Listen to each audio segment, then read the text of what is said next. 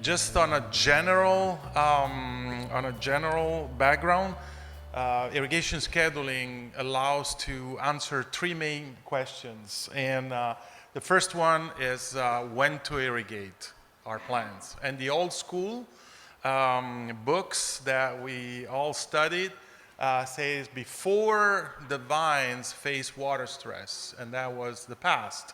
But now research and technological innovation also experience that there's quality aspects that can be achieved if you keep like a mild to moderate water stress. So if you target water stress, when the quality is compensated on the market, because in some area, most of the money is made out of tonnage, right? But there are some markets that compensate for sugar and other fruit composition. And so then the answer in that case becomes either before the crop face water stress or water deficit, or a specific target level that we want to maintain for quality purposes, for yield and quality purposes.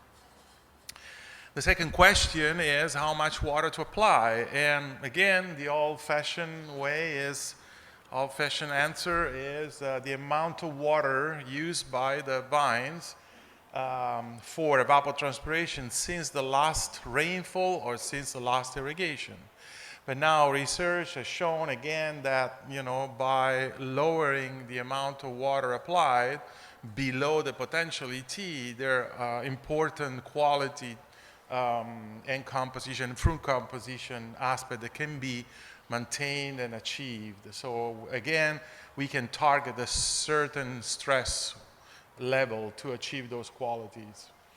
And then the third question is how to best apply the water. And we got a lot of alternative now, because with microirrigation, we can apply water uniformly or with variable rates, or we can apply with frequent and light application, or we can be, make long intervals and apply water for deeper, with deeper application, or we can alternate. So sometime, in some areas there's salinity problem, then we wanted to keep the salt well diluted into the soil, and so we apply frequent and light, and then every 2 or 3 weeks we do a deep irrigation in order to leach those salts away. So that's the alternate type of irrigation. Again, this morning I show you also the application rate and the volume to apply must be compatible with the soil infiltration and the soil water holding capacity, but also show you some consideration about the energy efficiency and the energy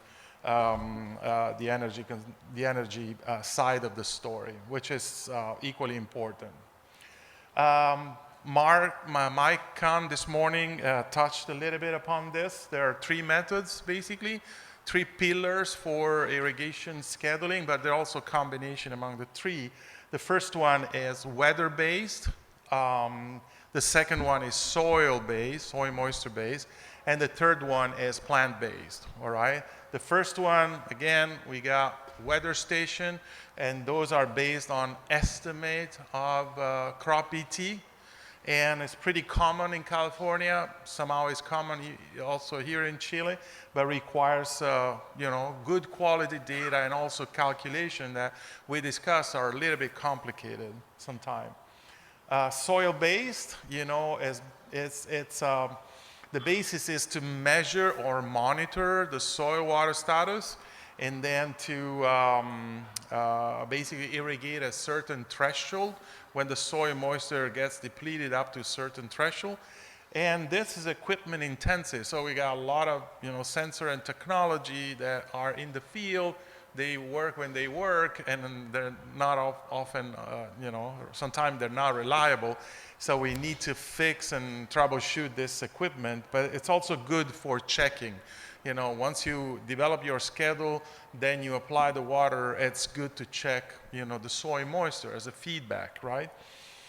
Plant-based, again, there are different ways to decide the time and the amount of water to apply.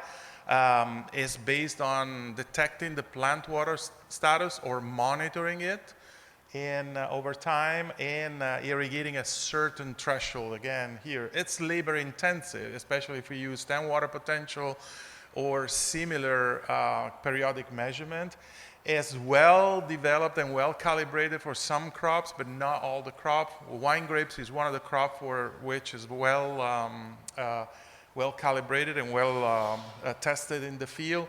Overall, I think, regardless of the methods that we choose, we need somehow skills, people with skills on the farm and on the field to troubleshoot problems, troubleshoot sensor for ET-based or weather-based, troubleshoot soil moisture problem, troubleshoot stem water potential problems. So we need people with higher skill because now it's a matter of, a precision type of irrigation management when we use any of these methods and tools. Let's go to the first one, weather or ET-based. The principle is to replenish the amount of water that the crop has used since the last irrigation or rainfall. And in California, normally we estimate the crop evapotranspiration. We heard this up to the, to the bore, but we estimate using the kind of a product between reference ET or grass ET multiplied by crop coefficient. In this, we can use three types of information. We can use the crop ET from historical average, or we can use the the reference ET from historical reference and historical average and multiply by crop coefficient. The second method, we can use real-time reference ET and then multiply by crop coefficient, or we can use forecast. And in California now, forecast is start being used by advanced growers and very well educated farm managers. In any case, you need somehow good values and accurate value of crop coefficient, all right? Now I want to show you something that was developed a few years ago by Cal Poly, the Irrigation Training and Research Center, and this is based on historical average of crop ET, and you see the different crops and the historical average weekly crop evapotranspiration. You can see the link there, you can click. One of the key things is you get a lot of crops, or you don't get grapes here. So they avoided the wine grapes because there are too many variables.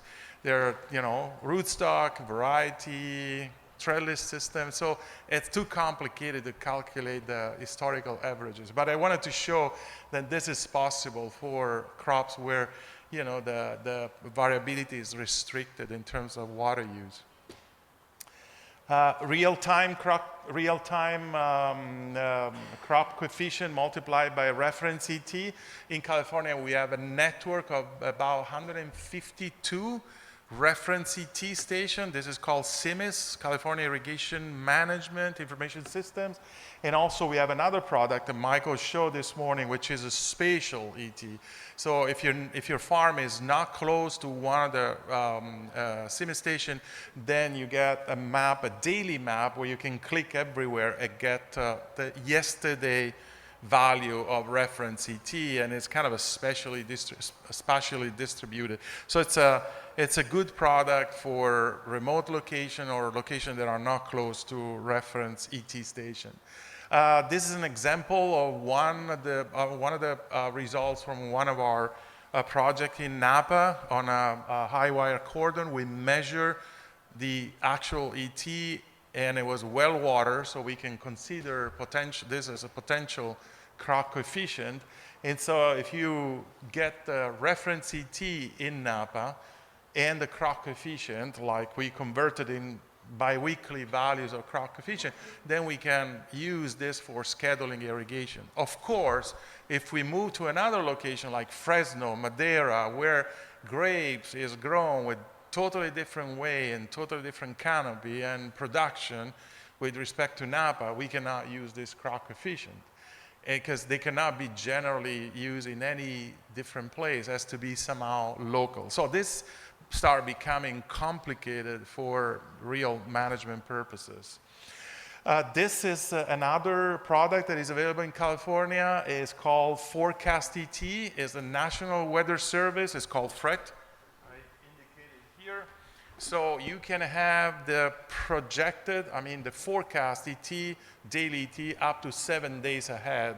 So growers in California, especially when they grow high-value crop like pistachio, grapes, and table grapes also, they started using this product. We tested the FRET accuracy over about 15, 16 stations, 16 sim station across California, and we found there's a good match apart from some areas where you have a lot of advection, a lot of air movement lateral, but overall it's a very good product. I use this myself when I have to help some growers scheduling irrigation. So this is very useful, especially if you have to order water, for instance, this week from a water district for getting, let's say, I order on Friday and the delivery from the water district arrives on Monday, so I can somehow anticipate how much water I would need, and then I can get the water district to deliver it to me. So it's pretty handy, pretty useful for some of the growers.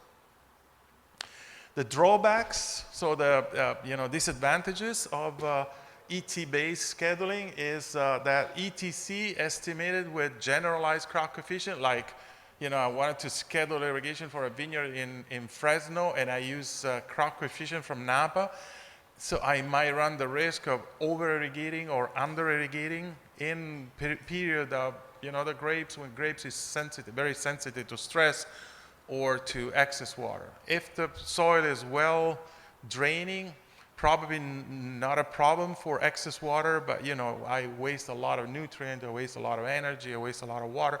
So the ET-based irrigation scheduling, it's risky if you don't have accurate value of reference ET and crop coefficient. And those are becoming a little bit difficult to determine because they require multiple years of research.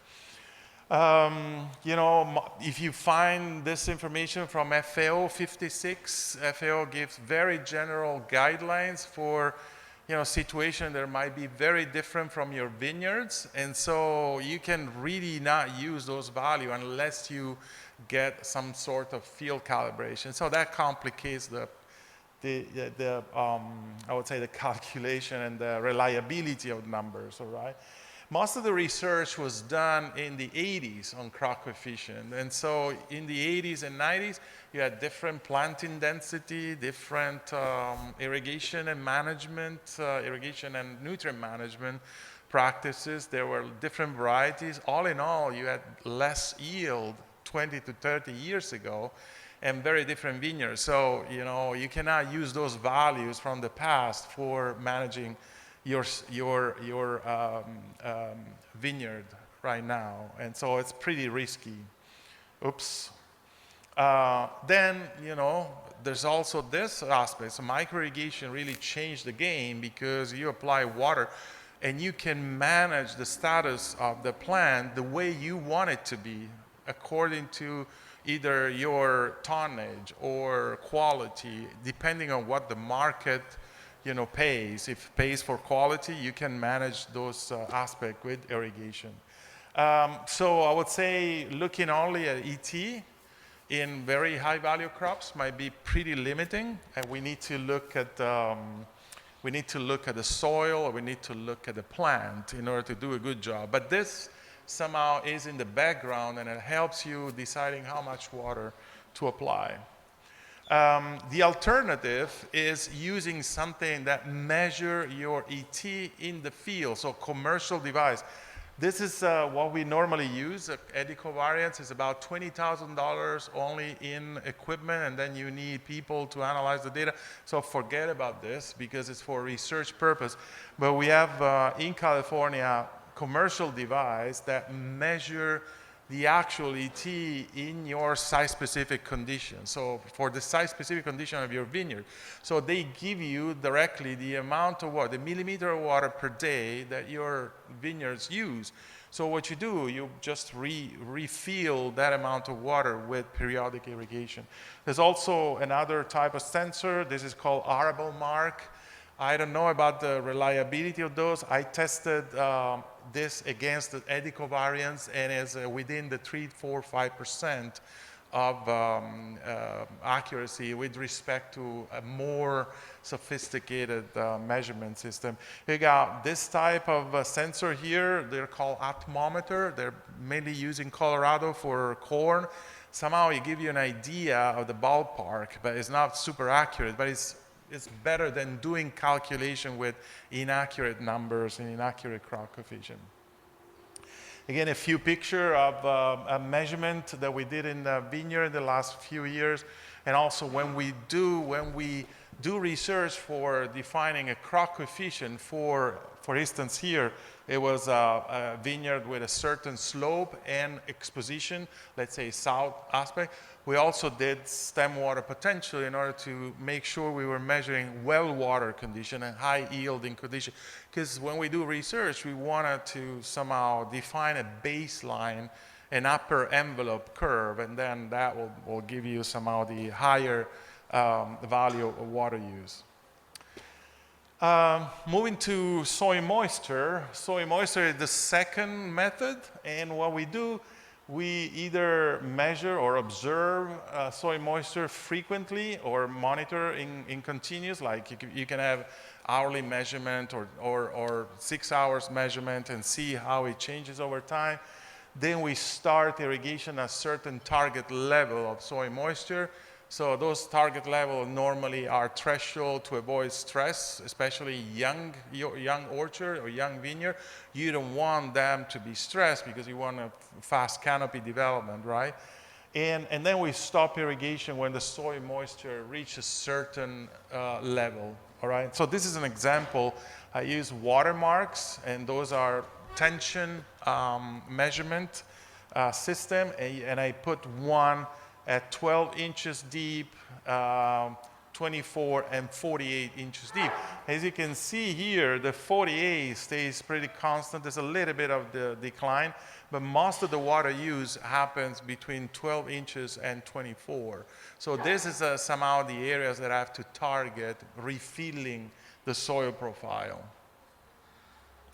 The soil moisture monitoring also help answering when to start irrigation and when to stop it, if the sensor work well over time, if enough water is infiltrated in the, where we want it to be, in where the root zone is, and whether we are applying enough or we're applying too little or too much. And so we can refine our irrigation strategy based on results from the data from soil moisture.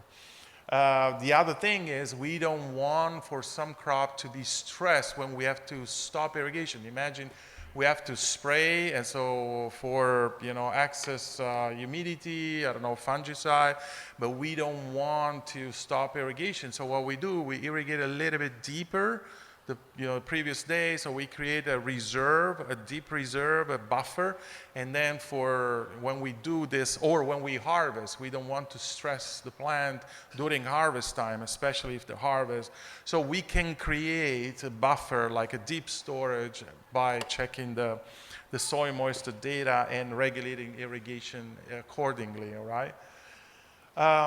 So soil moisture might be measured in different way. We have soil moisture content or soil. It could be percentage in weight, percentage in volume, and also normally we do millimeter per meter. So this is a height of water per height of soil. This is very common and practical. Or it could be soil moisture tension. So this is basically, the tension is a negative pressure. So the tension measure how tight is water held by the soil, and so how much energy the plant has to deploy to pull out water from those soil. And so this is an example. The drier is the soil, the higher is the tension, so the negative pressure. So that means the plant has to, use a lot of energy to pump water out of the soil, and that energy is taken, that biological energy is taken from other function like blooming or carbohydrate assimilation. So you don't want the plant to be in imbalance in terms of development and production.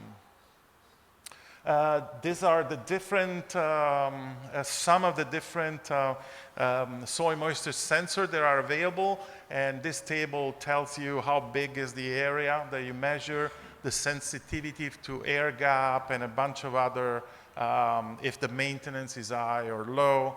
The tensiometer and granular matrix, they measure tension. All the other normally measure volumetric water content. And so you can choose one or the other depending on what you want to measure. I'm going to show you this. This is related to citrus, but somehow it's valid for many different woody crops. In the horizontal axis, you get the amount of roots, and in the vertical axis, you got the depth, the depth of the roots. So you can see there the majority of feeder roots, so the roots that uptake water, are in between somehow 50 and 60 centimeters. If you go deeper and deeper, there's kind of less roots, and so sometimes it's not necessary to target very deep irrigation because most of the feeder roots are in the top 40, 60 centimeters. So for, I would say for micro-irrigated vineyards, probably 2 or 3 sensors per each station are at, let's say, this is 30 centimeter, so 12 inches is 30 centimeter, and then 45, and then probably 60 centimeters is enough. And those are pretty reliable in the field, especially if they're like watermarks or granular matrix. And so those are sufficient. This is a sketch that I did for showing how I installed it in the field. So you see 12. I cannot hit the 24 because there were rocks, so you have to move away, so you put another 24. The 36 was rock, so there was no chance. But you can see how they can be installed. And there are other new systems like this one that is called Trellis, that uses a watermark and then connect the watermarks and sends the value to the cloud. So wherever you are, you don't have to check physically the reader here, but they can be read from everywhere you are, even from distance. All right. This table tells you the soil moisture content threshold for which when you should irrigate to avoid stress for the different type of soil. So basically when 50% of the available water in the profile is gone, that's the value of soil moisture content for the different type of soil. Those are, again, general guidelines. This is for soil moisture content, and this is for tension. So in sandy soil, a tension of about 50 to 60, it tells you that you're around the threshold, so you should irrigate. So those are general table with guidelines for understanding somehow when to irrigate to avoid stress. This is another table from one of the publications, the University of California. I will tell you what is the management of allowable depletion. So you can, for instance, for grape will start feeling stress when 60-65% of the available water is being depleted. So it's pretty tolerant to the stress, and so it will not feel stress before. Okay, benefit of irrigation scheduling based on soil moisture. Young tree, young vines, you don't want to feel, the plant to feel stress, so you should irrigate to avoid any type of stress. So soil moisture is probably the way to go because, it's pretty easy to schedule irrigation based on the soil water content. So in that case, we promote fast canopy development for young orchard and vineyard, and then we try to speed up the onset of fruit production. Also, when we want to train the system, to train the grapes to dig deeper with the roots, we can do long and deep irrigation like they do in Paso Robles, for instance. These are areas where you have sometimes, heat waves. So you want to create a volume where the roots can explore. So you don't want the roots to be, shallow, because when the heat wave comes, the plants might starve, might be very thirsty. So you want the deep roots. So this is another case when you want to, so you can irrigate and stop irrigation when water has reached some certain depth that you want the roots to develop.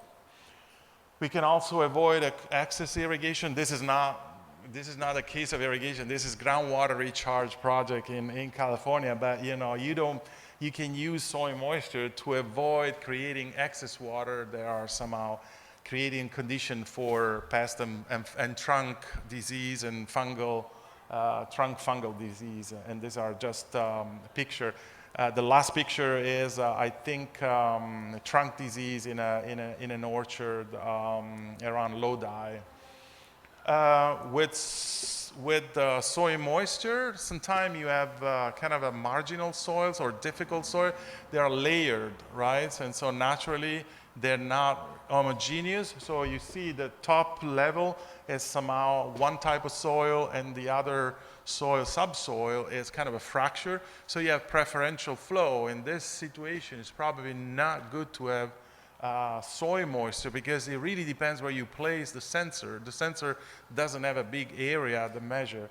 But in any case, for instance, if you place it in between here, it will show dry because there's preferential flow, and the upper part will be very wet. And so those cases are probably to avoid.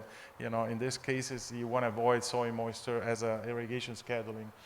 But anyway, it's good to have a soil moisture feedback after you do irrigation in different type of soil. Another drawback, this is again watermark, and you can see, there's irrigation here, and the watermark shows very well water condition, because they see the value is between 20 and 0. That means almost saturation, right? And then if you look at this and say, if you look at this only from far away, you say, I'm good, my plants are, well watered, there's no problem. And this is the case of pistachio on saline sodic soils, right? So the soil is very well watered, but the plant feels a lot of stress, excess water. So soils that don't have a good drainage, you have excess water, you have hypoxia. This is a sort of stress due to excess water. So you need to look at the plant. You need to look really and to measure plant water status, not only soil.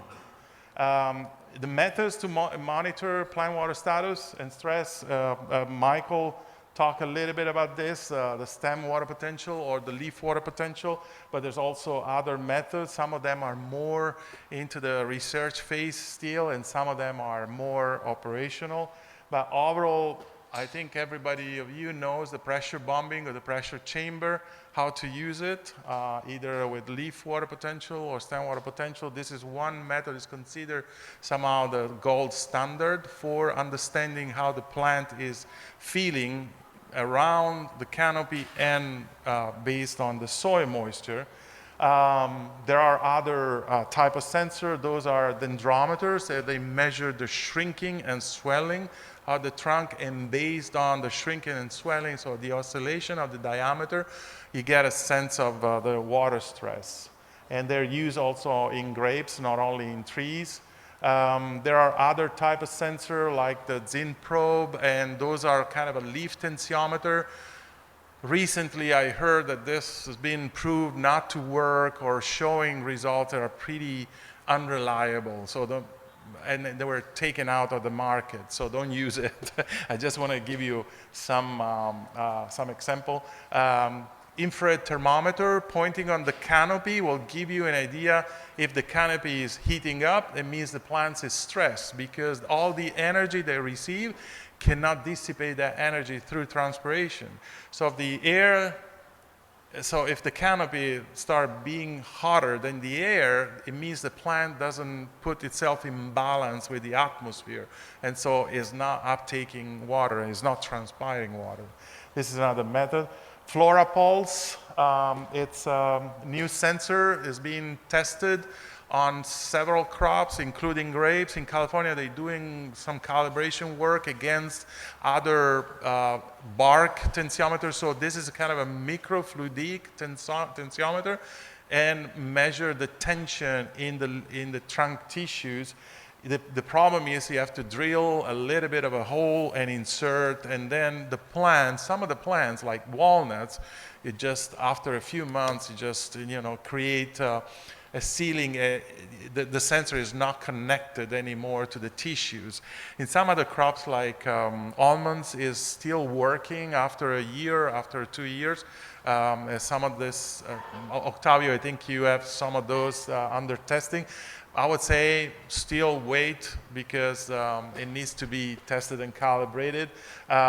This is another picture of Flora Pulse. After you insert the sensor, you have to kind of insulate the area so it's not exposed to water, it's not exposed to heat and to sun. There's another sensor, I don't remember how it's called, but it's similar principle. It was manufactured by Toro Irrigation, and I heard from some pistachio grower, but I don't endorse what they say, that somehow the data are weird and sketchy. All these things need a lot of testing before being adopted for operational purposes. This is another example of a crazy stuff developed in Australia. This is a grape dendrometer. So when the fruits is there, start growing, they measure the oscillation of the diameter, change in size, and they're trying to develop all kind of sensor and communication in order to help you guys do a better job. If you have the possibility, and several growers now, advanced grower in table grapes, wine grapes, and nuts in California are doing this, they use plant-based to decide the proper irrigation timing. Then they use ET to decide how much water to apply. And then they check the soil moisture to see if the soil is where they want it to be, not too wet, not too dry. And so they use the soil moisture. So this is a combination of the three methods, and a lot of growers are using this with automation. So they don't even have to be there and measure. So they have some sensor on the plant and tells you when the threshold is there to trigger. And so the valve opens, and so they apply the amount of water that is somehow measured by a Thule tower or an ET tower, and then they stop irrigation when that amount of flow is being applied, and then they check the soil moisture. So this is a kind of a closed loop system that people find very, and they use forecast ET. So somehow they combine everything all together with some automation. With that, I'll stop. Sorry for overflowing, as usual. Thank you so much.